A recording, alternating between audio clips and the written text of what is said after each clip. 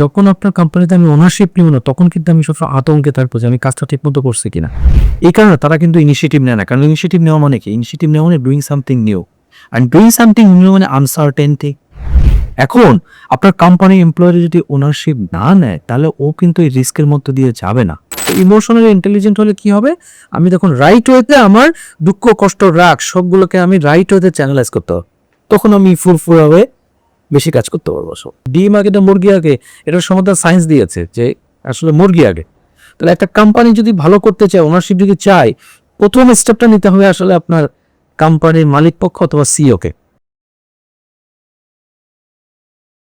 আসসালামু আলাইকুম ভাইয়া, কেমন আছেন? ওয়ালাইকুম আসসালাম, ভালো আছেন ভাইয়া? আপনি তো ইমোশনাল ইন্টেলিজেন্স নিয়ে অনেকদিন ধরে কাজ করতেছেন। প্লাস কিছুদিন ধরে আমরা দেখতেছি আপনি ওনারশিপ নিয়েও কাজ করতেছেন। ওনারশিপটা আসলে কি, এই বিষয়টা আপনি কিভাবে ব্যাখ্যা করবেন? জি, আসলে আমি তো ইমোশনাল ইন্টেলিজেন্স নিয়ে দীর্ঘদিন কাজ করলাম। সো কাজ করতে যেয়ে বিভিন্ন কোম্পানির সাথে যখন কথা হচ্ছে, হঠাৎ করে একটা কোম্পানির সাথে কাজ করতে যেয়ে দেখলাম যে তাদের মধ্যে তারা ফিল করছে যে মানে তাদের কোম্পানিটার ভিশনটা অনেক বড়। সো আমি দেখলাম যে তাদের চিন্তা ভাবনা একটু ডিফারেন্ট কোম্পানির মতো না, এবং they are focusing on the ownership. যে ওরা বলছে যে আমার লিডারদের যারা আছে তাদের মধ্যে ওনারশিপটা তারা একটু দেখতে পাচ্ছে কম। সো এটা কি করা যায়? So then I started focus on that. তো ওনারশিপ জিনিসটা আসলে বোঝাটা খুবই সহজ। সেটা হচ্ছে যে আমাদের কোম্পানিগুলোতে সাধারণত আমরা এক একটা মানুষকে রেসপন্সিবিলিটি বা দায়িত্ব এগুলো অ্যাসাইন করে দিই, এবং অ্যাকাউন্টেবিলিটিও দিয়ে দিই যে তোমার কাজ এটা, ওর কাজ ওটা। কিন্তু সমস্যাটা হয় কি? সমস্যা দেখা যায় যখন ফলাফলের সময়টা আসে। Today's world is very competitive. আমি যেটা আশা করছি সেটা কিন্তু আউটপুট আসবে না।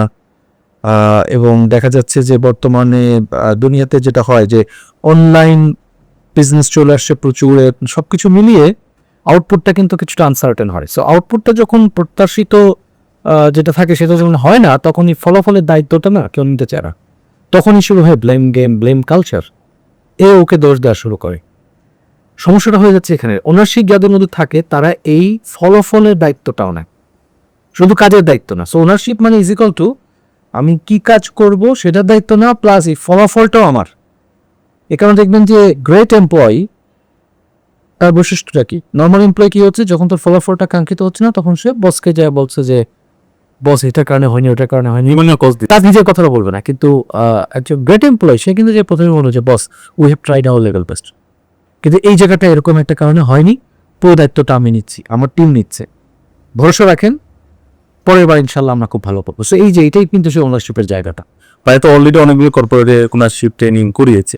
তো কর্পোরেটগুলোতে অথবা এমপ্লয়িগুলোর মধ্যে কোথায় গিয়ে দেখতেছেন অনেকে এগুলোতে সচেতন কিনা, বা কোম্পানিগুলো সচেতন কিনা ওনারশিপ করতে? না, সচেতন আসলে ছিল না, বাট আমি দেখলাম যে এই জিনিসটা না খুব একটা বড় কিছু না। মানে যখনই কমিউনিকেট করা হচ্ছে তারা কিন্তু রিয়েলাইজ করছে যে আসলে তাই তো। কারণ কি, ফলাফলটার দায়িত্ব যখন আমি নিচ্ছি তখন কিন্তু আমার কর্মপ্রচেষ্টা বেড়ে যায়, পজিটিভ একটা অ্যাটিটিউড থাকে, because no matter what will happen I have to take the responsibility, I have to take the accountability. তখন কিন্তু তাদের মধ্যে কাজের উদ্যম, প্রচেষ্টা বেড়ে যায়। আর কোম্পানির যারা মালিক পক্ষ তারা কিন্তু অনেকটাই রিল্যাক্স করতে পারে, বিকজ যে এর উপর ভরসাটা করা যায়। সে ওনারশিপটা না থাকার কারণে ট্রাস্টটা গড়ে ওঠে না, আর ওনারশিপটা যখন আসা শুরু করে তখন ট্রাস্টটা চলে আসে।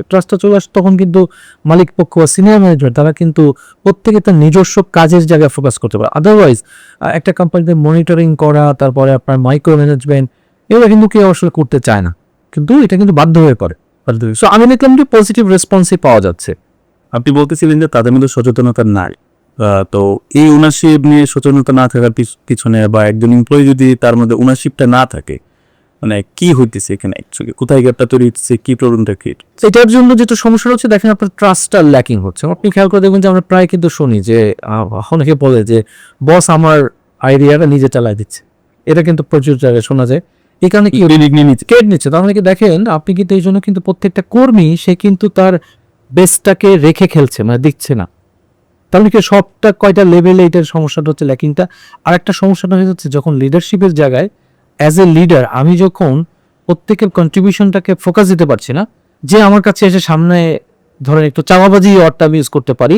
আপনি দেখবেন যে আমাদের সোসাইটিতে গলাবাজিতে ব্যাপারটা ফোকাস করছে, যে একটা কনফিডেন্স আমরা শো করি, আর যে কথা বলতে কম পারছে তাকে আমরা ক্রেডিট দিতে চাই না। এটাকে আমরা একটা প্রবলেম সারা ওয়ার্ল্ড ওয়াইড ফেনোমেনা আছে, যে ইন্ট্রোভার্ট এবং এক্সট্রোভার্ট। সো ওয়ার্ল্ড ওয়াইডে কিন্তু বর্তমানে ইন্ট্রোভার্টদের অনেক বেশি ভ্যালু বেড়ে গেছে, এবং ধরেই নেওয়া হচ্ছে যে হয়তো বা আমার টিমের মধ্যে সবচাইতে যে কম কথা বলে সে মেবি সবচেয়ে বেশি কম্পিটেন্ট, কিন্তু আমাদের কোম্পানিগুলো কিন্তু সেগুলো ফোকাস করছে না, কারণ আমরা কিন্তু সারফেস লেভেল দেখে বিষয়টা বিবেচনা করছি। কারণ কি আমাদের লিডারদের মধ্যে ওই লেভেলের প্রজ্ঞা বা ইন্টেলিজেন্স আর এগুলো কিন্তু গড়ে ওঠেনি, কারণ ও কিন্তু over the period of time একটা সিস্টেমের মধ্য দিয়ে হয়ে কিন্তু সে লিডার হয়েছে বা বস হয়েছে, এবং এই বস পজিশনটা পাওয়ার জন্য বা লিডারশিপের পজিশনটা পাওয়ার জন্য তার যোগ্যতা থেকে তার কানেকশনটা কত কাজে লেগেছে সেটাও দেখার ব্যাপার আছে। আপনি দেখবেন যে বর্তমান কনটেক্সটে যেটা হচ্ছে আবার কানেক্টিভিটি, নেটওয়ার্ক, এগুলোই মূল একটা ফ্যাক্টরে দাঁড়িয়েছে। বাট এটা অবশ্যই ইম্পর্টেন্ট, কিন্তু আমার যোগ্যতা বা আমার কি কতটুকু জানি,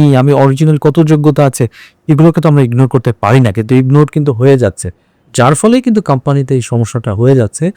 যে যখন যেটার মানে আপনার সাফল্য রাঙিয়ে নিতে পারছে। আমরা মাঝে মাঝে মজা করে বলি যে failure is an অরফান and success has many parents. এই সাকসেসটা কে নিবে? আপনি দেখবেন যে যখন সফল হয় তখন 2-4 জন মানুষ এই সাফল্যটা কিন্তু নিয়ে চলে যাচ্ছে, এটা নিয়ে চলে যাচ্ছে না। আর ফেলিয়ার হলে ওই বলির পাঠা করা হচ্ছে। তার মানে কি হচ্ছে, একটা কোম্পানিতে কিন্তু ট্রাস্টটা ব্রেক করছে। আর ট্রাস্ট ব্রেক করার সবচেয়ে সমস্যাটা কোথায়? সেটা হচ্ছে এমপ্লয়িরা তাদের বেস্টটা দেওয়ার চেষ্টা করে না, এটা হচ্ছে 1 নম্বর প্রবলেম। আর 2 নম্বরটা হচ্ছে সিনিয়র পর্যায়ের লিডাররা তারা কোম্পানিতে চাকরি করার পাশাপাশি নিজের একটা আঁখে গোছাতে ব্যস্ত থাকে, যার ফলে কিন্তু কোম্পানিটা আসলে তাদের সবচেয়ে বেস্ট সার্ভিসটা থেকে বঞ্চিত হচ্ছে। এই মাইন্ডসেট থেকে উঠে আসা ওয়েটা কি? কোম্পানিগুলো কি করবে তা এমপ্লয়ীদের মধ্যে ওনারশিপ মাইন্ডসেট ডেভেলপ করে? আমি মনে করি যে এখানে কোম্পানিকে ফার্স্ট লিড নিতে হবে। কোম্পানি যদি মনে করে যে আমি লং টার্ম ব্যবসা করতে এসেছি, এটা সাস্টেইনেবল হবে এবং অনেক বড় স্বপ্ন আছে, অনেক বড় বড় কিছু করতে পারি, সেক্ষেত্রে কিন্তু কোম্পানিকে দায়িত্বটা নিতে হবে। কিভাবে? কোম্পানি যে লং টার্ম প্ল্যান করবে, তার প্রভিডেন্ট ফান্ড, গ্র্যাচুইটি, তারপরে লাইক কোম্পানির মানুষগুলোকে গ্রো করার জন্য চেষ্টা করবে। আপনি দেখবেন যে ওয়ার্ল্ড ওয়াইড বেস্ট কোম্পানিগুলো কি করে, তারা কিন্তু একটা রেগুলার একটা ট্রেনিং কালচার তাদের মধ্যে গ্রো করে, কালচারটা তারা বেস্ট ফোকাস করে। এবং ইদানিং আপনারা দেখবেন যে যারা বড় বড় আপনার ট্রেনার বা আপনার কর্পোরেট যাদেরকে আমরা বলছি যে গুরু, যারা সাইমন সিনেক থেকে শুরু করে এরা কিন্তু প্রত্যেক একটা জিনিসকে ফোকাস করছে যে your culture is very important. Because আমি যাকে আমার কালচারটা যদি আমি বিল্ড আপ না করতে পারি, তাহলে কিন্তু এই কোম্পানি কোনো দিকেই যায় না। এই কালচারটার উপরে তারা ফোকাসটা বেশি দেয় আর কি।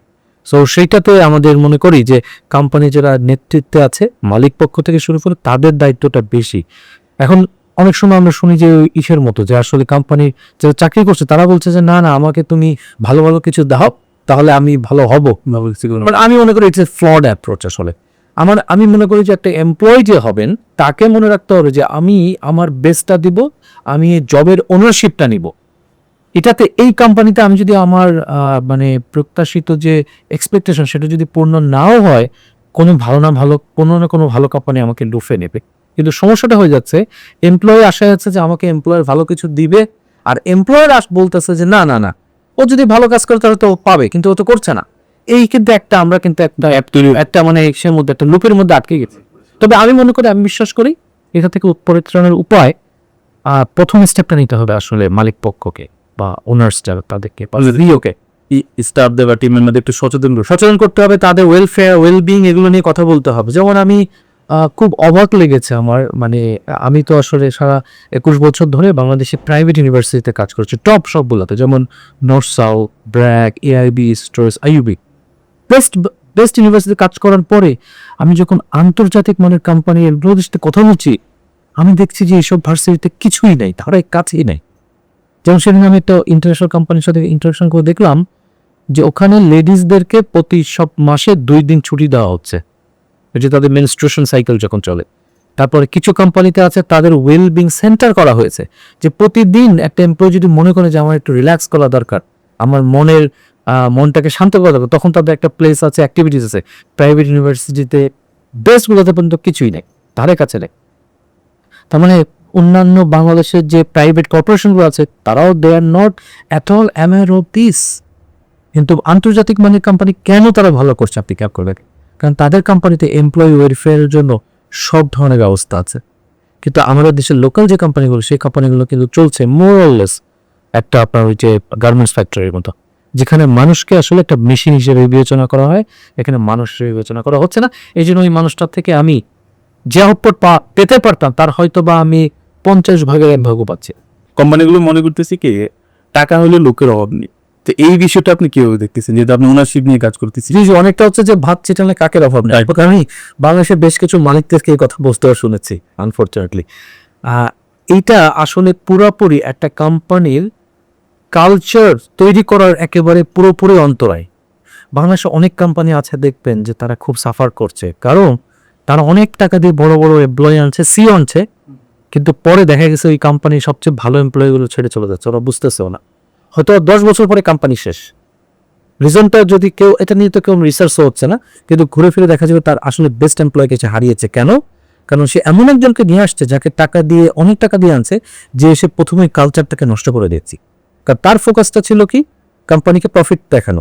এখন দেখেন আজকে বড় বড় কোম্পানিতে কি হচ্ছে জানেন, বাংলাদেশের কোম্পানি বলতে কিছু মানুষ কেন ধরে আনি, ওরা প্রথমে চিন্তা করে যে এই কোম্পানির সহজ কস্ট কমানোর উপায় কি আছে। একটা এক্সাম্পল দিই আপনাকে, বাংলাদেশে একটা বড় MNC company, even multinational company, তারা 4-5 বছর আগে তাদের ব্রিটিশ ম্যানেজমেন্ট ছিল, তো ওই কোম্পানি খরচ কমানোর জন্য ইন্ডিয়ান ম্যানেজমেন্ট নিয়ে আসছে। এই ইন্ডিয়ান কোম্পানির মালিক, কোম্পানির সিও বলে এসে কি করেছে জানেন, প্রথম সিও বা ম্যানেজমেন্টের লোকজন প্রথমে এসে দেখছে এই কোম্পানি এমপ্লয়ীদেরকে খুব দারুণ গিফট দেওয়া হয় প্রতি বছর। ও এসে প্রথম করছে ওই গিফট কেটে দিচ্ছে, বলছে এটা দরকার কি, তাহলে কি হলো, রাতারাতি আমার প্রফিটেবিলিটি বেড়ে গেল। কিন্তু লং টার্ম কি হলো, most of the company they become very demotivated. এই যে ডিমোটিভেটেড হয়েছে, এটার কস্টটা কিন্তু কেউ পরিমাপ করছে না, এটা কস্ট কিন্তু হিউজ। আমি হয়তোবা এই বছরে 50 লাখ টাকা বাঁচাইছি, কিন্তু দেখা গেছে যে এই বছরে আমার হয়তোবা আমার রেভিনিউ কমে নাই, কিন্তু 1 বছর পরে ঠিকই দেখা যাবে যে 1 কোটি টাকা রেভিনিউ কমে গেছে। কারণ কারণ আগের মতো এমপ্লয়ি কিন্তু তারা কিন্তু সেই মানসিকভাবে চাঙ্গা অবস্থায় যে কাজ করা, সেই ফুর্তিটা কিন্তু ওদের মধ্যে নাই, স্বতঃস্ফূর্ততা নাই। কিন্তু এই কস্টটা কিন্তু আমরা ধরতে পারছি না। আর এই সিইওরা কি করে জানেন, এটা খুবই ইন্টারেস্টিং একটা গ্রুপ ঢুকেছে বাংলাদেশে। তারা প্রথম 3 বছর দেখায় যে আমার প্রফিট তো বেশি বেড়েছে, কিন্তু লং টার্ম ক্ষতি।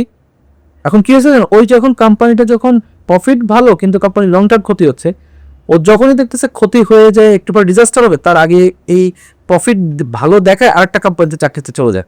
আর ও চলে যাওয়ার পরে কোম্পানি কিন্তু আসলেই খারাপ করছে, কিন্তু কোম্পানি কিন্তু খারাপ করছে ওর কারণে, কিন্তু ও দেখাচ্ছে কি আমি চলে গেছি বলে খারাপ হয়েছে। এই একটা লুপের মধ্যে পড়ে গিয়েছে।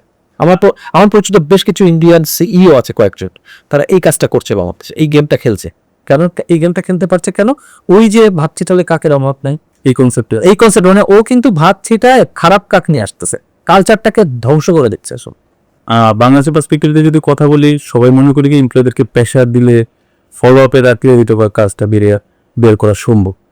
এটার জন্য আসলে কি আমরা দুই পক্ষই দেয়, আমাদের এমপ্লয়িরাও দেয়, আমাদের এমপ্লয়াররাও দেয়। আর জোর করে কাজটা কেন আমরা করছি, কারণটা হচ্ছে কি, আমাদের দেশে যখন আমি মোটিভেশন দিব, মোটিভেশনটা দিয়ে মানে কিন্তু আমি ছেড়ে দেওয়া না। আপনি মনে করেন আপনার বাচ্চাকে আপনি স্বাধীনতা দিয়েছেন, এই স্বাধীনতা দেওয়ার মানে কি আপনি কোনো খোঁজই রাখবেন না? আপনি কি 1 বছর পরে দেখবেন যে রেজাল্ট ফেল করেছে? আমাদের দেশে সমস্যা রয়েছে কি, যারা এই স্বাধীনতা দিচ্ছে তারা কিন্তু এই স্বাধীনতাটা দিয়ে তার আউটপুটটা মানে ম্যানেজ করার সিস্টেমটা তারা ডেভেলপ করেনি। এই কারণে তারা স্বাধীনতা যখন খারাপ করছে কেউ, তাকে পরাধীন করে দিচ্ছে। যেমন একটা বাচ্চাকে আমি স্বাধীনতা দিয়েছি, একটা ভুল করেছে, শোনার সঙ্গে সঙ্গে বললাম যে না, আজকে তুমি আমার স্বাধীনতা অফ। এটা কিন্তু খুব ফ্রড একটা অ্যাপ্রোচ। মানে আমি স্বাধীনতাও দিব, আবার ওই অ্যাকাউন্টেবিলিটি কিন্তু আমার রাখতে হবে। যেমন উন্নত বিষয় কি হচ্ছে, আমরা সিইওকে বলছি তুমি স্বাধীন, বাট বাবা তোমার শেয়ার প্রাইস কিন্তু ভালো রাখতে হবে। তা আমাদের বাংলাদেশে কিন্তু দুইটা জিনিস আমরা একসাথে করতে পারি না, এই কারণে আমাদের সমস্যাটা হচ্ছে।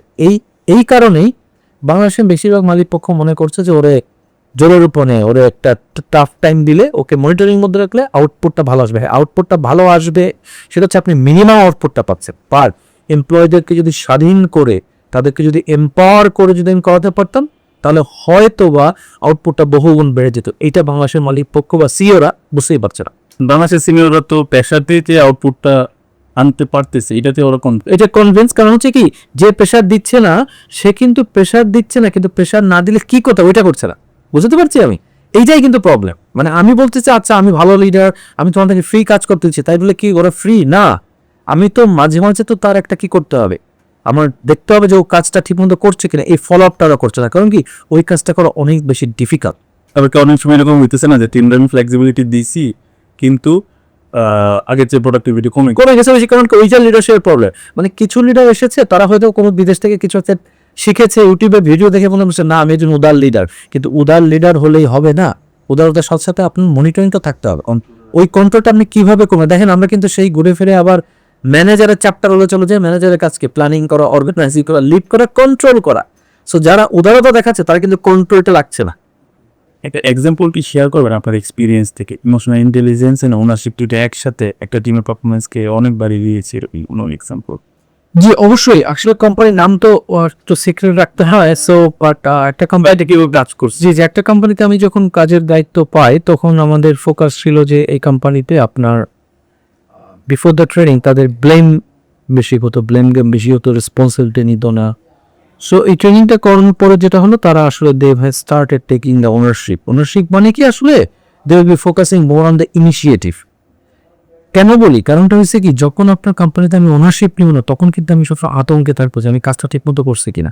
এই কারণে তারা কিন্তু ইনিশিয়েটিভ নেয় না, কারণ ইনিশিয়েটিভ নেওয়া মানে কি, ইনিশিয়েটিভ নেওয়া মানে doing something new, and doing something new মানে আনসার্টেনটি।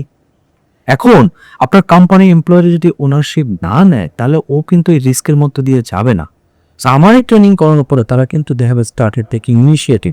সেটাই আমি তাদেরকে পিএতে দেখিয়েছিলাম যে আপনার কোম্পানিতে নাম্বার অফ ব্লেম কমে যাওয়া শুরু করবে, number of initiative taken will go up. আরেকটা হচ্ছে কনফ্লিক্টটা কমে গেছে। আগে দেখা যাচ্ছে যে একটা কিছু না ছোটখাটো ব্যাপার নিয়ে অনেক সময় লেগে যেত, তারা মূল ফোকাসটা থেকে সরে যেত। আর এই কোম্পানিতে ট্রেনিংটা করানোর পরে কোম্পানি এমপ্লয়ারও নিজেদের মধ্যে অনেক বেশি মানে পারস্পরিকভাবে সুন্দরভাবে কাজ করা শুরু করেছে, এবং তারা ওই বিভিন্ন ধরনের যে অনেক সময় তো ডিজাল্ট এগ্রিমেন্ট এটাকে তারা প্রফেশনালি নেওয়া শুরু করেছে। সো এই কাজগুলো কিন্তু খুব ছোটখাটো জায়গা, বাট এইটাই বড় হয়ে যায় যখন আমার এমপ্লয়িগুলো ইমোশনালি আনইন্টেলিজেন্ট হয়। এই আউটপুটটাকে আপনি একটা সেটিং এ কি বের করতে পারছেন? এটা বেশ কয়েকটা সেশন নেওয়া লেগেছে এবং তাদের কয়েকটা কোম্পানিতে আমি দেখতে চাই কোচিংও করাতে হয়েছে। সো তখন কিন্তু আস্তে আস্তে তার মধ্যে আউটপুটটা আসলে আসা শুরু করেছে। এবং ইমোশনাল ইন্টেলিজেন্স এমন একটা জায়গা যেখানে ইম্প্যাক্টটা আসলে ওই ট্রেনিং রুম থেকেই পাওয়া শুরু করে। Because emotional intelligence is what, it's all about looking at yourself, how I am actually managing myself in different situation. বিশেষ করে বাংলাদেশের কন্টেক্সটে ইমোশনাল ইন্টেলিজেন্স তো একেবারে এসেনশিয়াল। এটা নাইস টু হ্যাভ স্কিল না, বাংলাদেশের ট্রাফিক জ্যাম, এই সমস্যা সেই সমস্যা। এখন এমপ্লয়ীদেরকে যদি আমি ইমোশনাল ইন্টেলিজেন্ট না করতে পারি, ও কিন্তু প্রত্যেকটা দিন এক একটা নতুন নতুন এক্সকিউজ এনে কাজটা করবে না। দেখবেন যে ডিলে হতে থাকে, ডেডলাইন মিস হতে থাকে। এগুলো সবই কিন্তু আসলে trace back to emotional intelligence problem. But আমরা ধরে নিচ্ছি যেটা সেলসের প্রবলেম। আমি মনে করতেছি এটা হচ্ছে আমার কোম্পানিতে গ্যাস ছিল না, ইলেকট্রিক ছিল না। It's nothing about it, it's all about human beings problem. আর মানুষের প্রবলেম মানেই তো ইমোশনাল ইন্টেলিজেন্স। কারণ ইমোশনাল ইন্টেলিজেন্স কাজটা কি, একটা মানুষকে তার সর্বোচ্চ সক্ষমতায় পৌঁছায় দেওয়ার ব্যবস্থা করা। আরেকটা হচ্ছে যে কিভাবে আরেকজন মানুষকে আমি ইনফ্লুয়েন্স করতে পারি। আমার মধ্যে বিভিন্ন আবেগ আসে। মনে করো আজকে আমি কাজ করা শুরু করেছি, হঠাৎ করে কোন একটা সিচুয়েশনে আই এম ফিলিং স্যাড। এখন এই স্যাডনেসটা নিয়ে আমি কি করবো? আমি যদি এডি থাকতেছি, আমি যদি এই স্যাডনেসটাকে নিয়ে ইম্পর্টেন্স না নিয়ে স্যাডই থাকে, তাহলে কি হবে? আমরা বলছি ইমোশনস আর কন্টাজিয়াস। তখন কি হবে? দেখবেন যে ওই টিমের মধ্যে স্যাডনেস চলে গেছে সবার মধ্যে, তখন কিন্তু আউটপুটটা কি হবে? কমে যাবে, স্লো। আর আমি যদি ইমোশনাল ইন্টেলিজেন্ট হই তাহলে আমি মনে করবো না, আমার তো কাজ, কোম্পানি তো আমাকে বেতন দিচ্ছে কাজের জন্য, আমার স্যাডনেস ঠিক আছে। আমি স্যাডনেসটাকে তখন কি করবো? I will basically learn the way to manage this sadness. তখন আমি কোপিং করে আমি স্যাডনেসটাকে সরাবো কিভাবে? আমি মনে করছি যে না, আমার আধা ঘন্টা একটা ব্রেক দরকার। আমি তখন আমার বসকে যা বলবো, বস আমাকে একটা আধা ঘন্টা ব্রেক দিন, I am not feeling so good today. আর বস যদি ইমোশনাল ইন্টেলিজেন্ট যাবো, ওকে ফাইন, যাও ঘুরে আসো। আধা ঘন্টা ব্রেক নিয়ে আসার পরে বাকি 5-6 ঘন্টা সে দারুণ কাজ করলো। কিন্তু আমার যদি দুজনের যে কোনো একজন ইমোশনাল ইন্টেলিজেন্ট না হইতো কি হতো? মনে করেন আমি ইমোশনাল ইন্টেলিজেন্ট, আমি স্যাডনেসটা দূর করতে চাই, কিন্তু আমার বস ইমোশনাল ইন্টেলিজেন্ট, ও তো যে আমাকে বকাঝকা দিবে। তখন কিন্তু আমি বসে বসে কাজই করবো, আমি বসে থাকবো, কাজটা করবো। এটাকে নতুন একটা ওয়ার্ড আমরা শিখেছি এখন, এটাকে আমরা বলছি প্রেজেন্টিজম। মানে আমি প্রেজেন্ট আছি কিন্তু প্রেজেন্ট নাই। তাহলে ইমোশনাল ইন্টেলিজেন্সটা কি কাজ করে? আমার নিজের আবেগটাকে বুঝে ওইটাকে কোম্পানির কাম্প করা। এটা হচ্ছে 1 নম্বর। আর এর থেকে বড় পার্টটা হচ্ছে যার এটা থাকে সে সেকেন্ড পার্টে চলে যায়। সে হচ্ছে কি, আর একজনের ইমোশনকে সে ইনফ্লুয়েন্স করতে পারে। এটা খুবই খুবই দরকারি স্কিল। কারণ আমি কোম্পানিতে মনে করা যাক আমার পিয়ার লেভেলের একজন বন খারাপ, আমি যদি ইমোশনাল ইন্টেলিজেন্ট হই তখন কিন্তু আমি ধরে ফেলবো যে না, আমার টিমের পারফরমেন্স নষ্ট হবে যদি ওর মুডটাকে আমি ঠিকঠাক করি। তাহলে তারা they are champion of influencing others emotions. তাহলে এই দুইটাকে মিলেই আমরা বলছি হচ্ছে ইমোশনাল ইন্টেলিজেন্স। এটাকে আমি নাম দিয়েছি যে emotional intelligence is actually A manual for well functioning human being. তার মানে আমরা যখন বলি যে একটা মেশিনের মানে ইয়েটা কি, আপনি মনে করেন যে ওই যে চাবি, যেমন ব্যাটারি শেষ হয়ে গেলে বেরোয়। সো ইমোশনাল ইন্টেলিজেন্স ঠিক এই কাজটা করে, আমাকে রাইট টাইমে রাইটভাবে চার্জিং করবে। আলটিমেট কাজটা কি? কোম্পানির গ্রোথ প্রসপেক্টের জন্য সে কাজ করবে, আর এটাতে নিজের নিজের নিজের লাইফও ভালো হবে। অন্য অনেক সময় লিডারদের দেখতেছি আমি আমার রিপোর্টিং বসে বললাম, বস আমি একটু সময় দেন, আমি তো একটু ফ্রেশ হওয়ার দরকার আছে, আমি তো ইমোশনালি একটু স্টেবল না। তো বলতেছে এগুলো তো থাকেই নর্মালি, তো এই জন্য তোমার কাজ বন্ধ করে রাখতে হবে, কাজ করো ঠিক হয়ে যাবে লাইফে। তো এইভাবে কিন্তু সিনিয়ররা বা লিডাররা এগুলোকে যে আমরা বলছি যে সে কিন্তু তার ইমোশনটাকে অ্যাকনোলেজ করলো, which is actually very emotionally unintelligent leadership. এবং এটা কিন্তু নতুন একটা থিওরি আমি এখন শেখাচ্ছি, যেমন সেদিন আমি ট্রেনিং এটাকে নতুন ইন্ট্রোডিউস করলাম যে ইমোশন চেক ইন। যে লিডারের কাজ হচ্ছে আজকে একটা প্রত্যেকদিন মিটিং শুরু করা, জিজ্ঞেস করা okay guys how you are feeling now. তখন মনে করেন আমার 10 জনের মধ্যে একজন বলছে boss I am feeling very frustrated. তোমরা কেন ফিল করছো? তখন কিন্তু সবাই মিলে কি হবে, তখন বাকি সবাই কিন্তু তাকে বাহবা দিবে যে না ঠিক হয়ে যাবে। তখন কি হবে? তখন কিন্তু পরিবেশটাই কি হয়ে যাবে, চনমনে হয়ে যাবে। আর আমি যদি ইমোশনালি আনইন্টেলিজেন্ট হয়ে আমি শুরু করে দেবো মিটিং, দেখা যাবে যে একজন সে ফ্রাস্ট্রেটেড, সে একটা উইয়ার্ড কথা বললো, তখন তাকে আমি গ্রিল করলাম যে এই তুমি তো দুষ্টু বেয়াদব। দেখেন তার মানে কি আমার কোম্পানিটা গ্রোথের দিকে না যে আমরা ব্যাকের দিকে চলে যাচ্ছি। সো ইমোশনাল ইন্টেলিজেন্স ঠিক এই জায়গাটাগুলোতে কাজ করে। মানে ঘুরে ফিরে আবার আগের জায়গায় আসতে হয় যে একটা মানুষ যখন ইমোশনালি স্টেবল না, আমরা কিন্তু তাকে আবার প্রেশারাইজ করে তাকে ইমোশনালি ওটা আরো ক্ষতি হয়ে যাচ্ছে, স্টেবল করে চেষ্টা করতেছি দম দিয়ে। মানে ওটাকে আমরা বলছি যে খুব ভালো একটা প্রশ্ন করেছেন আপনি। আমরা বলছি ইমোশনটাকে সে হয়তো বা প্রেজেন্ট মোমেন্টে সে চাপাই দিচ্ছে, কিন্তু বলা হচ্ছে চাপাইতে ইমোশন চলে যায় না, ওটা আবার ফিরে আসে। এবং বেশিরভাগ ক্ষেত্রে দায় টানে বডি। আপনি দেখবেন যে আজকে আমরা ইমোশনটাকে চাপায় চলার কারণে বেশিরভাগ মানুষ ফিজিক্যালি ফিট থাকছে না, ওর শরীর খারাপ হচ্ছে। এই সমস্যাগুলোর কারণ কিন্তু যে ইমোশনটাকে সে রাইট ওয়েতে ম্যানেজ করছে না। সো ইমোশনাল ইন্টেলিজেন্ট হলে কি হবে, আমি তখন রাইট ওয়েতে আমার দুঃখ কষ্ট রাগ সবগুলোকে আমি রাইট ওয়েতে চ্যানেলাইজ করতে হবে, তখন আমি ফুরফুরা হয়ে বেশি কাজ করতে পারবো। সব আরেকটা টার্মিনোলজি আপনি প্রায় ইউজ করেন, কর্পোরেট অ্যাসেট, এইটা যদি একটু ব্যাখ্যা করতে। কর্পোরেট অ্যাসেট এই ওয়ার্ডটা আমি ইউজ করেছি হচ্ছে আপনার পেপসিকোর সাবেক সিও ইন্দ্রা নোই, উনি ইউজ করেছিলেন। তো উনি এই কর্পোরেট অ্যাসেট বলছেন যে যারা আসলে কোম্পানিতে ওনারশিপ নেবে বা জবের ওনারশিপ নেবে। So it is connected with the ownership concept. So সমস্যাটা হয়েছে কি, আমাদের কোম্পানির মানুষগুলো সবাই এমপ্লয়ি থাকতেছে, ওরা যেহেতু ওনারশিপটা নাই, ওনারশিপ থাকলে সে কর্পোরেট অ্যাসেটে পরিণত হচ্ছে। অ্যাসেট মানে কি? এটা তো লং টার্ম জিনিস, টেম্পোরারি জিনিস না। ওই যে আপনি যে একটা কোশ্চেন বলছিলেন যে ভাত চাইলে কাকের অভাব না পায় না। সো কর্পোরেট অ্যাসেটকে আপনি টাকা দিলেই পাবেন না, corporate asset period of time গড়ে তুলতে হবে। এবং আপনি খেয়াল করে দেখবেন যে ইটস নট সামথিং লাইক আপনি প্লাগ অ্যান্ড প্লে। এটা এমন না যে আমি একটা ইউএসবি ড্রাইভ যে কোনো কম্পিউটার থেকে আরেকটাতে লাগালাম কাজ করবে। It's not like that, human being are not like that. Okay তো প্রথমে তার একটা কোম্পানিতে এসে সে কালচারে ঢুকবে, বুঝবে, টিমের সাথে বুঝবে, একসাথে মিলবে, তখন কিন্তু সে বেস্ট আউটপুটটা দিতে পারবে। তো কর্পোরেট অ্যাসেট কনসেপ্টটা হচ্ছে এখানেই কাজ করে, যে এই কর্পোরেট অ্যাসেট কারা হয়, যারা আসলে জবের ওনারশিপ না। এখন খেয়াল করে দেখেন, আজকে আপনার টিমের 9 জন এমপ্লয়ি প্রচন্ড ভালো, আপনি নতুন একজনকে এনেছেন, নতুন, সেই 9 জন থেকে কি শিখবে? অতি দ্রুত সে শিখে যাবে কি আমাকে ওনারশিপ দিতে হবে। Think about the opposite thing. 9 জন দুষ্টু লোক, নতুন একটা আনছেন, সে ভালো ছিল, সে খারাপ হয়ে যাবো। সো এই জন্য corporate asset is really very valuable thing, যেটা বাংলাদেশে আমরা ভাবতেই পারছি না এখনো পর্যন্ত। কিন্তু আমি মনে করি যে বাংলাদেশে এই জায়গায় থাকা যাবে না। বিশেষ করে আপনার প্রোগ্রামের মাধ্যমে আমরা যারা তরুণ এন্টারপ্রেনার আছে তাদেরকে আমি অনুরোধ করবো যে আপনারা প্লিজ লুক অ্যাট দিস, কারণ আপনাদের উপরই বাংলাদেশের ভবিষ্যৎ দাঁড়িয়ে আছে। আমরা আর কত বছর ওয়েট করবো? আমাদের তো ইউনিকর্ন নাই, বিলিয়ন ডলারের ব্যবসা কোথায়? নাই তো। আচ্ছা আপনি দেখেন ইন্ডিয়া পাকিস্তানে বড় বড় কোম্পানি হয়ে যাচ্ছে, কিন্তু বাংলাদেশের কোম্পানিগুলো ঠিকই ঘুরে ফিরে হয়েছে, আমি একটু মজা করে বলি মুদির দোকানে পরিণত হয়ে আছে। কয়টা কোম্পানি বিলিয়ন ডলার কোম্পানি? সেদিন দেখলাম লিস্টেড হয়েছে মাত্র 7টা কোম্পানি বিলিয়ন ডলার প্লাস, মাত্র 7টা। এটা কিন্তু বাংলাদেশের জন্য খুবই দুঃখজনক। বাংলাদেশের মানুষ সরকার পক্ষ বলছে যে আমরা এন্টারপ্রেনার তৈরি করবো, আমি মনে করি এটা থেকে বাদ দিয়ে তাদের উচিত ইউনিকর্ন কর্নার তৈরি করবো, এই কেপিআইতে আসা উচিত। আজকে ছোট ছোট বুটিক দোকান তৈরি করছি আমরা, লাখ লাখ কোটি কোটি ছোট ছোট কোম্পানি, এটা করে কোনো লাভ নাই। আজকে কোনো লাভ নেই। আজকে তো আমার বাংলাদেশে ধরেন আপনার 1 কোটি টাকা বেতনের চাকরি আনতে হবে। দেখেন ইন্ডিয়াতে আজকে একটা ছেলে বা মেয়ে চাইলেই ইন্ডিয়াতে ব্যাক করে আসতে পারতেছে, 50তে সে একটা বড় কোম্পানি বা 40তে। কিন্তু বাংলাদেশে কোথায়? বাংলাদেশে তো ভালো চাকরি নাই। বাংলাদেশে আজকে একটা ভালো, তাহলে সেই দেশে আপনি কিভাবে আশা করেন যে আমরা আসলে এই মিডল ইনকাম কান্ট্রিতে পরিণত হব? সো আমি মনে করি কর্পোরেট অ্যাসেট কনসেপ্টটা, ওনারশিপটা মানুষের অতি সত্তর ইনকর্পোরেট করা উচিত। আর এই যে ইয়াং এন্টারপ্রেনার, তাদেরকে আমি রিকোয়েস্ট করবো যে আপনারা প্লিজ আমেরিকার বড় বড় কোম্পানিগুলো কিভাবে হয়েছে, ফরমেশন হয়েছে, এগুলো নিয়ে একটু পড়ালেখা করেন, আর স্বপ্নটা ওরকম বড় রাখেন, তাহলে যদি বাংলাদেশ একটা উন্নতির মুখ আমরা দেখতে পারি। আরেকটা বিষয়, এমপ্লয়ীদের মধ্যে একটা এক্সপেকটেশনটা কি আপনার কি মনে হয় না এটা একটা বিশাল ব্যারিয়ার ওনারশিপ মাইন্ডসেট তৈরি করার পিছনে? আমি যদি আমার টিম মেম্বারদের এক্সপেকটেশনটা মিট না করতে পারি, তখন কি তার মধ্যে এই ওনারশিপ ওনারশিপটা তো হবেই না। আমি যে আপনাকে প্রথমে শুরুতেই বলেছি যে কোম্পানিগুলোকে আগে ইনিশিয়েটিভ নিতে হবে, মানে ডিম আগে না মুরগি আগে, এটার সমাধান সায়েন্স দিয়েছে যে আসলে মুরগি আগে।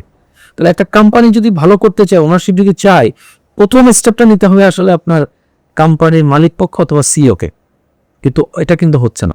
যখন এই ইনিশিয়েটিভটা নিবে তখনই তো মালিক পক্ষ বা যারা এই ডিসিশন মেকার। আমি যে একটা ব্যাংকের কথা আপনাকে বলি, ব্যাংকটার নামটা আমি বলতে যাচ্ছি না, বাংলাদেশের বর্তমানে টপ 5টা ব্যাংকের একটা ব্যাংক সেটা।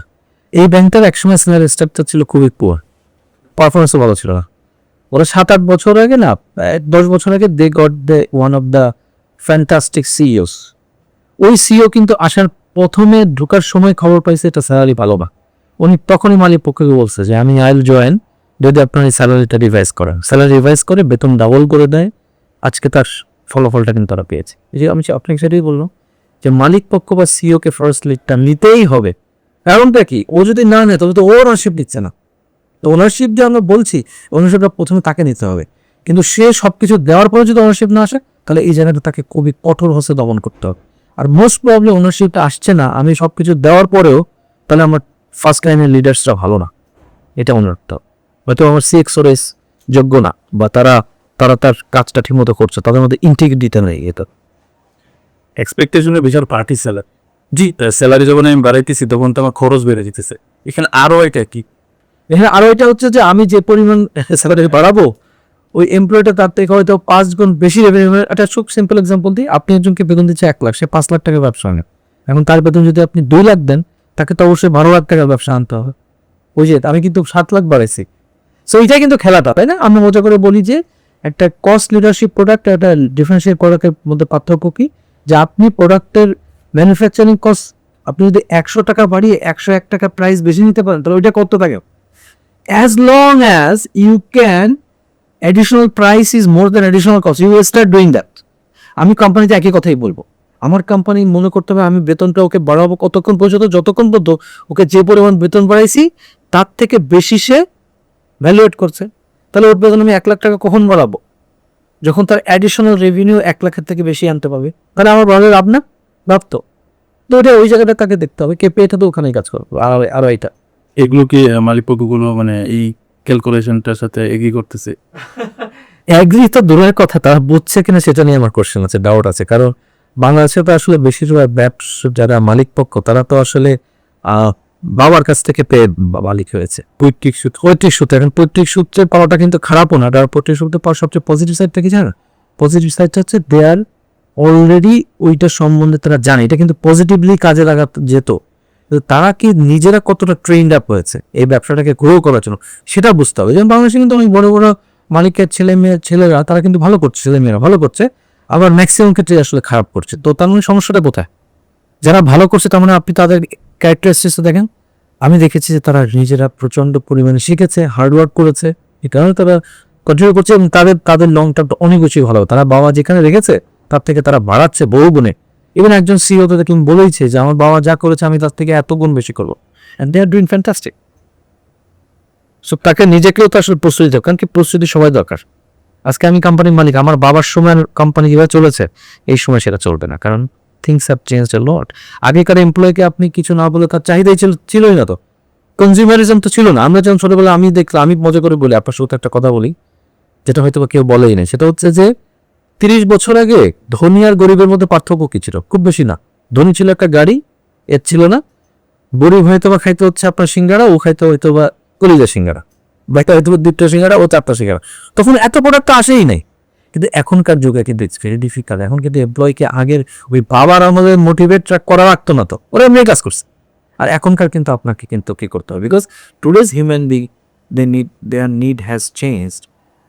আমার সময় খালি খাবার দরকার ছিল, বেতনটা পাইলে খাবার। কিন্তু বর্তমান বাচ্চারা কি খাবারে হবে? কারণ মা বাবা তো ওর খাবারের ব্যবস্থা করে রাখছে, ওর বাড়ি গাড়ি সবই আছে। ওকে কি আপনি একটা গাড়ির চাবি দিয়ে কাজ হবে? আমাদের সময় একটা লোককে গাড়ি দিলে সে 2 ঘন্টা কাজ বেশি করতো। এখনকার একটা বাচ্চাকে আপনি গাড়ি দিয়ে লাভ আছে? কেন, তো গাড়ি আছেই, ওর বাবার গাড়ি তো চড়ে বড় হয়েছে, ওকে দিতে হবে কি? ওকে দেবে সেন্স অফ আপনার অ্যাকমপ্লিশমেন্ট। এইখানে ইমোশনাল ইন্টেলিজেন্সটা বেশি দরকার। বিকজ টুডেস হিউম্যান বিং তাদের নিউ কর্টেক্সটা, তারা চায় একটা লাইফে পারপাস চায়। আমি কি পারপাস দিতে পারছি কোম্পানিতে? ফর এক্সাম্পল, আপনাকে আমি বেতন দিলাম 10 লাখ টাকা, ও নট এনাফ। ও যে কাজটা করছে ওই কাজটা করে যদি ও আনন্দ না পায়, ওকে ইন্সপিরেশন যদি আমি না জায়গায় আনতে পারি, পারপাস না আনতে পারি, এই কারণে কিন্তু we need a great quality CEOs in Bangladesh. এই জায়গাটা প্রচন্ড মিসিং আছে। সিও হতে হবে লাইক সত্যনাথ আলা সুন্দর পিচে, তাদেরকে আমরা বলছি হচ্ছে they are strategic leadership, not sales leadership. Sales leadership হওয়াটা খুব সহজ, সেল সিও হওয়া খুব সহজ, কিন্তু স্ট্র্যাটেজিক লিডার টাফ। বাংলাদেশে ম্যাক্সিমাম সিও আসলে সেল সিও, তারা সেল করতে শিখেছে। সেল করা তো কোনো টাফ, এটা খুব টু সামস্টার সহজ, কারণ আপনি প্রত্যেককে বলছেন তোমার টার্গেট টার্গেট টার্গেট। এখন কোম্পানিগুলো হয়ে গেছে টার্গেট সেন্ট্রিক, বাট স্ট্র্যাটেজিক কোম্পানিগুলো কি হয়, তারা হচ্ছে connection centric. They create the connection. They focus on the emotion, relation building. ওইখানে ইমোশনাল ইন্টেলিজেন্সের কাজ। সো ইমোশনাল ইন্টেলিজেন্স কনসেপ্টটা হয়েছে কি, একটা গুড কোম্পানিকে গ্রেট করার একটা প্রসেস ওয়ে আর কি। ইয়াস, আরেকটা বিষয় হলো আমরা কিন্তু খুব আর্লি এজ থেকে কিন্তু প্রেশারের মধ্যে দিয়ে বড় হইতেছি। লাইক আমি যদি পড়াশোনাটাকে ধরি, আমাদেরকে কিন্তু খুব প্রেশার দিয়ে, মোস্ট অফ দ্য টাইম বাচ্চাদেরকে কিন্তু খুব প্রেশার দিয়ে পড়াশোনা করানো হইতেছে। সো এই যে প্রেশার দিয়ে আউটপুট নিয়ে আসা, এটা কিন্তু আমরা খুব আর্লি এজ থেকে এরকম প্র্যাকটিসের মধ্যে দিয়ে বড় হইতেছি। আমি যখন প্রফেশনাল লাইফে এসে যখন আপনারা বা আমি নতুন একটা প্র্যাকটিস দেখতেছি, এই প্র্যাকটিসগুলো তারা কতটা অ্যাডাপ্ট করবে, বা এরকম একটা প্র্যাকটিসের মধ্যে ইমোশনাল ইন্টেলিজেন্স, ওনারশিপ প্র্যাকটিস, এগুলো কতটা ওয়ার্ক করবে বলে আপনার মনে হয়? যে খুবই দামি প্রশ্ন করেছেন। এটা হচ্ছে যে এই জন্য হচ্ছে যে বছরে একবার ট্রেনিং করাই দিলে আর হবে না, এটা কিন্তু কালচারের মধ্যে ঢুকায় আনতে হবে। সো এই জন্য আমি একটা কোম্পানিতে গিয়েছিলাম, আমার খুব ভালো লেগেছে। ওই কোম্পানি সিও রুমে দেখলাম যে আমরা যে মুড বেটিকটা করে ওগুলো সে আছে, তার মানে কি ওনারা এগুলো প্র্যাকটিসটা মানে কন্টিনিউয়াস করছে। সো ইমোশনাল ইন্টেলিজেন্স রেগুলার প্র্যাকটিসের ব্যাপার। ট্রেনিং করে দেওয়া, ট্রেনিং করে ট্রেনিং করে দেওয়ার পরে আমাকে অবজার্ভ করতে হবে। বিশেষ করে আমরা অনেক সময় বলি যে একটা হিউম্যান বিহেভিয়ার চেঞ্জ হয় সাধারণত 21 দিন বা 40 দিন লাগে।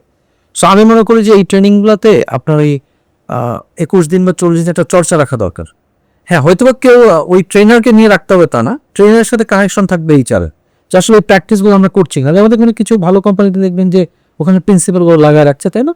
সো এই জিনিসগুলো ইমোশনাল ইন্টেলিজেন্সের ক্ষেত্রে আসা দরকার, যে আচ্ছা আমি কি প্রত্যেক মিটিংয়ের শুরু ইমোশন চেক ইনটা করছে কিনা। তারপর আমার যখন কোনো কনফ্লিক্ট হচ্ছে তখন আমার ইআইটাকে কেউ বলছে কিনা যে আচ্ছা ইউ নট ইউজিং দ্য ইআই। যেমন আমি আমার লাইফে দেখেন, আমি যেহেতু একজন প্র্যাকটিশনার অফ এআই, আমি আমার লাইফে গতকালকে দেখেন I had a very stressful day yesterday. আমার বাচ্চা আমার মোবাইলটা খেলতে চায়, আমার মোবাইলে বাটন নষ্ট করে ফেলছে, আমার মোবাইলটা চার্জ শেষ হয়ে গেছে, এখন আমি মোবাইলটা খুলতে পারছি না। আমার একটা ট্রেনিং, অনলাইন ট্রেনিং, আমার হাতে 1 ঘন্টার সময়। এখন আমি জানি যে ওইটাকে সাজতে গেলে আমার 2 ঘন্টা নষ্ট হয়ে যায়। আমি তখন আমার বাচ্চাটাকে চাইলে বকা দিতে পারতাম, কিন্তু আমি আমার ইআই বললো যে না, দোষটা তো আসলে আমার, বিকজ আমি তাকে মোবাইল দিয়েছি, তো ওনারশিপটা আমাকে নিতে হবে, এই দায়টা কার, ওর না তো আমার। তখন আমি বললাম যে ঠিক আছে বাবা, তুমি আসলে ওকে বাচ্চা মানুষ আচ্ছা। কিন্তু আমি তখন কি করলাম, কুইকলি একটা দোকানে যে মোবাইলটা দিয়ে রাখলাম, বললাম যে ভাই আপনি মোবাইল ঠিক করতে থাকেন, আমি আমার ট্রেনিং শেষ করে আসতেছি। তা আমি কিন্তু সফলভাবে কাজটা শেষ করতাম। কি দেখেন, আমি কিন্তু এআইটা রেগুলার এখন জিজ্ঞেস করছি নিজেকে, নিজের সাবকনশিয়াস মাইন্ডকে জিজ্ঞেস করছি, am I using the AI or not. তো আজকের কোম্পানিতে এটা অবশ্যই আপনি খুব চমৎকার কোশ্চেন করেছেন, এটা কোম্পানি ডিএনএ তে ঢুকে যেতে হবে। ডিএনএ তে একবার যদি ঢুকে যায়, এই কোম্পানি থেকে আর কেউ আটকা রাখতে পারবে না, বিকজ এই ইমোশনাল ইন্টেলিজেন্স তার কালচারটাকে এমনভাবে চেঞ্জ করবে, তখন এই কোম্পানি লং টার্মে তার মনিটরিং কস্ট অনেক কমে যাবে, এবং এই কোম্পানিতে আপনার কাস্টমার কমপ্লেন কমে যাওয়া শুরু করবে, এমপ্লয়ীদের মধ্যে মারামারি ডিসিপ্লিনারি অ্যাকশন কমে যাবে। So KPI is are there basically, যে আসলে ইমোশনাল ইন্টেলিজেন্স কি করে। কিন্তু বাংলাদেশের মাইন্ডসেট আপনি ঠিকই বলেছেন যে আমাদের যেহেতু জোরপূর্বক সবকিছু আদায় করার একটা কনসেপ্ট, তার মানে সিও আপনি পাচ্ছেন সেরকম। সো ফার্স্ট কোশ্চেন আমি সবসময় বলি যে emotional intelligence is actually top down approach, এটা বটম আপ না, টপ ডাউন অ্যাপ্রোচ। একটা পরিবারে যেমন বাবা মা যদি টক্সিক হয়, ইমোশনাল আনইন্টেলিজেন্ট হয়, তাহলে বাচ্চাগুলোর কাছ থেকে আপনি কোনোভাবেই বেটার পারফরমেন্স আশা করবেন না। তো প্যারেন্টিং এর জন্য যেমন ইমোশনাল ইন্টেলিজেন্স দরকার, আজকে আমার ওই সিইও বা টপ ম্যানেজমেন্ট তাদের ইমোশনাল ইন্টেলিজেন্স ডেভেলপ করা দরকার। এবং বাংলাদেশের কন্টেক্সটে আমাদের ইমোশনাল ইন্টেলিজেন্সের লেভেলটা ভয়ঙ্কর পুয়ার। যেমন দেখেন, emotional intelligence is what at the end of the day, it is nothing but wisdom, patience, তারপরে আপনার কাইন্ডনেস। তো এইগুলো তো আমাদের দেশে কিন্তু নাই। দেখেন, ইমোশনাল ইন্টেলিজেন্স কিন্তু এটা কিন্তু আলাদা কোনো স্কিল না। ইমোশনাল ইন্টেলিজেন্স 3টা চ্যাপ্টার যে আমি পিলার বলবো এটাই, কাইন্ডনেস, উইজডম, ধৈর্য, এগুলো আছে কি আমাদের মধ্যে? আমার ইমোশনাল ইন্টেলিজেন্স ট্রেনিং করার দরকার নেই, ওই 3টা চ্যাপ্টার বাড়ান তাহলে হয়ে যাচ্ছে। কিন্তু ওই 3টা চ্যাপ্টার বাড়ানোর ঔষধই হচ্ছে ইমোশনাল ইন্টেলিজেন্স। না, আমি কিভাবে বুঝবো চারটা আছে কিনা? আমরা টেস্ট করি, আমরা স্ট্যান্ডার্ড টেস্ট করে চেক করি যে আসলে ইমোশনাল ইন্টেলিজেন্স আমি চেক করি, সবসময় চেক করে দেখতেছি বাংলাদেশি ইমোশনাল ইন্টেলিজেন্সের বেশিরভাগ মানুষের হচ্ছে আপনার মানে 3টা লেভেল থাকে ইমোশনাল ইন্টেলিজেন্স, লো, মিডিয়াম, হাই। মিডিয়ামের ওর নিচের বটমে আমাদের ইমোশনাল ইন্টেলিজেন্স। খুবই খারাপ অবস্থা। আজকে বাংলাদেশে যে অত্যন্ত অসহিষ্ণুতা দেখছেন, আমরা আর একজন ডিফারেন্ট মনের ডিফারেন্ট যে অপিনিয়ন দিচ্ছে তাকে আমি শত্রু মনে করছি, এই সবগুলো তো ল্যাক অফ ইমোশনাল ইন্টেলিজেন্স। আজকে বাংলাদেশকে যদি শান্তিপ্রিয় দেশ করতে চাই, প্রসপারাস কান্ট্রি করতে চাই, সবচেয়ে বড় দরকার তো ইমোশনাল ইন্টেলিজেন্স। কারণ আমাদের মাইন্ডটাকে ফ্লেক্সিবল করতে হবে। আরেকজন আমার ডিফারেন্ট অপিনিয়ন দিতেই পারে, আমি কেন মনে করছি যে ও দুষ্টু? আজকে দেখেন এই জন্য একটা কোম্পানিতে আমার ক্লাসরুমে যেমন টিচাররা ভিন্ন মতকে অ্যাকসেপ্ট করছে না, টিচারকে কোনো কোশ্চেন করলে, উল্টাপাল্টা কোশ্চেন করলে সে তাকে বোকা দিচ্ছে। কারণ টিচার তো হাইলি প্রিপেয়ার্ড না, টিচার ভয় পাচ্ছে, ইনসিকিউর। দেখেন একটা টিচার কি হচ্ছে, বাংলাদেশের ক্লাসরুমগুলো কি, এটা কিন্তু নিরাপদ জায়গা না, মোটেও নিরাপদ জায়গা না। যে বাচ্চাটা আজকে আউট অফ কোশ্চেন করছে ওকে থামাই দেওয়া হচ্ছে, ওকে ফেল করানো হচ্ছে, ওকে গালি দেওয়া হচ্ছে। আমাদের ক্লাসরুমগুলো যেমন সেফ প্লেসটা, ওখানে মানুষজন মিনিমাম রিকোয়ারমেন্ট করছে ফুলফিল, কোম্পানিগুলো তো তাই হচ্ছে। এই জন্য আমাদের কোম্পানিগুলো হয়ে গেছে সব সাবস্ট্যান্ডার্ড। আন্তর্জাতিক মানে কোম্পানি কোথায়? নাই তো আসলে। আজকে আছে বাংলাদেশের কোনো কোম্পানি গ্লোবালি রেকগনাইজ? না তো।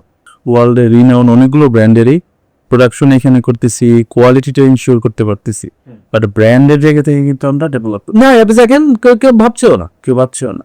আমরা আমাদের জীবনটা কোনো মতে কাটাতে চাচ্ছি। মানে আমাদের আজকে সবার আসলে আমরা আজ নিয়ে ভাবছি, ফিউচার আমি একটা বড় জায়গায় যেতে চাই ভাবাই হচ্ছে। আমরা সবাই শর্ট এই কারণে আমরা দিনকে দিন আসলে কিন্তু আন্তর্জাতিক মানদণ্ডে পিছিয়ে যাচ্ছে, এটা আমরা ভাবছিও না। আমাদের ভালো ভালো যে মানদণ্ডগুলো প্রত্যেকটাতে আমরা কিন্তু নিম্নগামা, প্রত্যেকটা মানদণ্ডে। আমাদের কি স্কোপ আছে বলে আপনি মনে করেন? আমি তো প্রচণ্ড আশাবাদী মানুষ, এবং আমি আশা করছি যে আপনার প্রোগ্রামের মধ্যে তাদেরকে আমি কিন্তু অ্যাড্রেস করেছি। এই আমার যে এন্টারপ্রেনররা তরুণ, এরাই আমার আসলে আসার জায়গা। এবং এদের মধ্যে দেখলাম যে মাইন্ডসেটটা এদের মধ্যে পজিটিভ আছে অনেকে। তো ওদের প্রতি আমার অনুরোধ যে আপনারা একটু ডিফারেন্ট ওয়েতে ভাবেন, আপনারা আন্তর্জাতিক কোম্পানি করে চিন্তা করেন, গ্লোবালি রেকগনিশন। আমি 2016 সালে একবার একটা পোস্ট লিখছিলাম যে আমি স্বপ্ন দেখি আমার স্টুডেন্ট কখনো ফরচুন 500 কোম্পানি সিইও হবে। ওই পোস্টে বাংলাদেশের সবচেয়ে বেস্ট বিজনেস স্কুলের প্রফেসর 2-1 হাসাহাসি করছে। তোমরা ওরা বিশ্বাসই করে না, আমি তো বিশ্বাস করি। আমি বিশ্বাস করি কারণ আমি পড়াচ্ছি কি, আমি তো ওয়ার্ল্ডের টপ প্রফেসরকে ফলো করছি। যেমন আমি ফাইন্যান্সের প্রফেসর, আমি ফলো করছি হচ্ছে ওয়াসাদ দামোদরন, উনি এখন ফাইন্যান্সের ওয়ার্ল্ডের টপ 5 জনের একজন। আমি ইমোশনাল ইন্টেলিজেন্স ফলো করছি কাদেরকে, অ্যাডাম গ্র্যান্ট, তারপরে আপনার ড্যানিয়েল গোলম্যান, মার্ক ব্র্যাকেট, যারা হচ্ছে একেবারে পাইনিয়ার সারি। আমি তো সাবস্ট্যান্ডার্ড লোককে ফলো করছি না, কিন্তু আমাদের দেশের প্রবলেমটা হয়ে যাচ্ছে কি, আমরা দেখবেন যে বিশ্ব সেরাকে ফলো করি না, আমরা কিন্তু সময় সেরাকে ফলো করি। এই জন্য মজা করে একবার পোস্ট লিখছিলাম যে বাংলাদেশে একসময় সালাউদ্দিন আসলামের মতো ফুটবলার দেখেছে, এর পরের সারিতে আসলে আলফাস ওর থেকে খারাপ, আর পরের সারিতে আরো খারাপ, এমিলিটা আরো খারাপ। এখনকার যে ফুটবলার দেখেন ওরা ফলো করছে হয়তো এমিলিকে, কিন্তু আমার যে সর্বকালের সেরা যে সালাউদ্দিন আসলাম, এদেরকে আমরা ভুলে গেছি। আমাদের দেশে রেকর্ডটা আছে, আপনি দেখেন আমরা কিন্তু সময়কে দেখেন, আজকে আমাদের বাংলাদেশে আমরা হুমায়ুন আহমেদকে ভুলে গেলাম। তার মানে কি আমরা সময়ের সেরা হতে চাই, কারণ কি আমরা সময়ের সেরা হইলে টাকা ইনকাম করছি, খুশি, আমরা আন্তর্জাতিক মানদণ্ডে যাওয়ার চেষ্টা করছি না। কিন্তু আপনি পার্শ্ববর্তী ইন্ডিয়া, পাকিস্তানে পর্যন্ত দেখেন, ওরা কিন্তু ওদের জাতির সেরা সন্তানদের বলে নাই। ইন্ডিয়াতে একটা সিঙ্গার আপনি দেখবেন যে ও কিন্তু এখনো ওদের মানদণ্ড হচ্ছে কি লতা মঙ্গেশকর, মোহাম্মদ রফি, কিশোর কুমার। আপনি পাকিস্তানে যান, ওদের মানদণ্ড হচ্ছে গোলাম কি যেন গজল সম্রাট যিনি মেহেদি, তাদেরকে ফলো করছে তারা। ইভেন আপনি কর্পোরেটে যান, ইভেন ক্রিকেটাররা ফলো করছে ওয়াসিম আকরাম, ইমরান খানকে। আমাদের সমস্যা হয়েছে কি, আমাদের এই লিগাসিটা আমরা ক্রিয়েট করি, হল অফ ফেম বলে দেশে কিছুই নাই। আমাদের জাতির সূর্য সন্তান, সেরা সন্তান, এদেরকে আমরা কোনো মনেই রাখি না। ইন্ডিয়ার মতো দেশে আপনি দেখেন মহেন্দ্র সিং ধোনিকে তার ওই ক্লাসে আপনার পাঠ্য বইতে সংযুক্ত করা হচ্ছে। আমাদের দেশে কই? সালাউদ্দিন আহমেদ, আসলাম, এদেরকে জানবো না? আজকে আসলামরা যখন খেলেছে, আসলাম মনের মন না, তখন বাংলাদেশ ফুটবল টিম এশিয়ার 10-এর মধ্যে বা 20-এর মধ্যে চলে আসছিল। ইরান, জাপান এদেরকে টাফ টাইম দিত। সাব্বির, কায়সার আহমেদ, এদেরকে তো আমরা কই চিনি না তো কেউ। দেখেন এটা কিন্তু আমাদের জাতিগত একটা ত্রুটির জায়গা। আমি আপনার অনুষ্ঠানের মাধ্যমে অনুরোধ করব যে তরুণ এন্টারপ্রেনার, ওরাই আমার ভরসা। আমি কিন্তু এই বুড়া সিনিয়রদের উপর আর কোনো আমার ভরসাই নাই, এই তরুণ এন্টারপ্রেনারদের উপর আমার ভরসা, যারা আসলে বাংলাদেশে কর্পোরেটে নেতৃত্ব দিবে। এবং তাকে আমি অনুরোধ করবো যে আপনারা গ্লোবালি রেকগনাইজ ব্র্যান্ড করার চেষ্টা করেন। তাহলেই আমাদের জাতি একটা ভালো দিকে যেতে পারি। আপনি তরুণদের নিয়ে কথা বলতেছিলেন, তরুণরা যদি তাদের ইমোশনাল ইন্টেলিজেন্স অ্যান্ড ওনারশিপ মাইন্ডসেটটা নিজেদের মধ্যে ডেভেলপ করতে চান অ্যান্ড এগুলো নিয়ে যদি একটু স্টাডি করতে চান, আপনি কি কোনো বই কোর্স সাজেস্ট করবেন? জি, অবশ্যই আমি বই সাজেস্ট করবো। একটা হচ্ছে জাস্টিন বারিসোর একটা বই আছে, তারপরে আপনার তার বইটা খুবই চমৎকার, সেখানে শুধু প্র্যাকটিক্যাল এক্সাম্পল দিয়ে বইটা লিখেছে। আর আরেকজন মানুষ আছে, উনি হচ্ছে ইমোশনাল ইন্টেলিজেন্স 2.0, হিজ ওনার নামটা আমি ভুলে গেলাম। হিজ এ ফ্যান্টাসিক রাইটার। আর আগামী 1.5 মাসের মধ্যে আমার 3টা বই আসতেছে ইমোশনাল ইন্টেলিজেন্সের প্র্যাকটিক্যাল কনটেক্সট নিয়ে। আশা করি এই বইগুলো তাদের জন্য খুবই দারুণভাবে কাজে লাগবে। আর রিসেন্টলি আমি একটা নতুন ট্রেনিং প্রোডাক্ট লঞ্চ করেছি, সেটা হচ্ছে যে 30 practical tools of emotional intelligence. আমি ট্রেনিং করিয়েছি গত 2 দিনের 6 ঘন্টা, খুব সাকসেসফুল হয়েছে। তরুণরা যারা শিখতে চায় তারা আমার সাথেও যোগাযোগ করতে পারবে এবং আশা করি তাদেরকে আমি কানেক্ট করতে পারবো। যে কি কানেক্ট করবে আপনার? আমাকে ফেসবুকে পাবে, ফেসবুকে SM আরিফুজ্জামান, আর আমার লিঙ্কডইনের প্রোফাইলটা আপনার এই প্রোগ্রামের নিচে আপনি দিয়ে দিতে পারবেন, সেগুলো কানেক্ট করতে পারবো। আর আমার সেল নাম্বারটা আমি ওখানে দিয়ে দিব, they can contact me in the WhatsApp. আর আমার টিমে একজন মেম্বার আছে, তার সাথে যোগাযোগ করতে পারবো। বাট ইমোশনাল ইন্টেলিজেন্সটা আমি খুবই প্যাশনেট হতে আমি এক্সপেক্ট করি যে লিডারশিপ যারা রোলে আছে তারা যোগাযোগ করে, তাদের সাথে আমি সরাসরি আসলে যোগাযোগের কাজটা করি।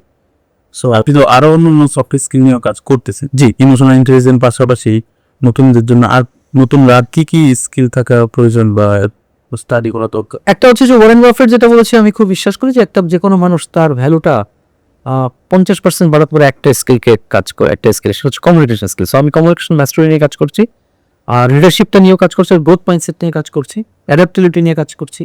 তো এই জিনিসগুলো, এর বেশি কিছু দরকার পড়ে না, এই কয়েকটা জায়গা। তো স্টার্টিংটা আমরা বলছি ইমোশনাল, কারণ ইমোশনাল ইন্টেলিজেন্স হলে হয় কি, ওর তখন মধ্যে পারপাসটা নিয়েও ভাবে। ও পারপাসটা নিয়ে যখন ভাবে, ও যখন নিজের আবেগকে কন্ট্রোল করে, যেমন ও ডিসিপ্লিন হয়ে যায়। যেমন ইমোশনাল ইন্টেলিজেন্স একটা গুরুত্বপূর্ণ কমিউনিকেশন, সেলফ ম্যানেজমেন্ট। আমরা বলছি যে পৃথিবীতে তারাই সাকসেসফুল হয় যারা আইডিয়ার এক্সিকিউশনের গ্যাপটা যত কম হয়, ওইটা সেলফ ম্যানেজমেন্টের জায়গা। ও কিন্তু ডিসিপ্লিন হয়ে যায়। তাহলে ইমোশনাল ইন্টেলিজেন্সের চর্চা করলে বাকি কিন্তু ও নিজে খুঁজে নিবি যে আমার কি কি দরকার। আর বেসিক স্কিল ঘুরে ফিরে এই কয়টাই: communication skill, emotional intelligence, adaptability, leadership, growth mindset. That's enough.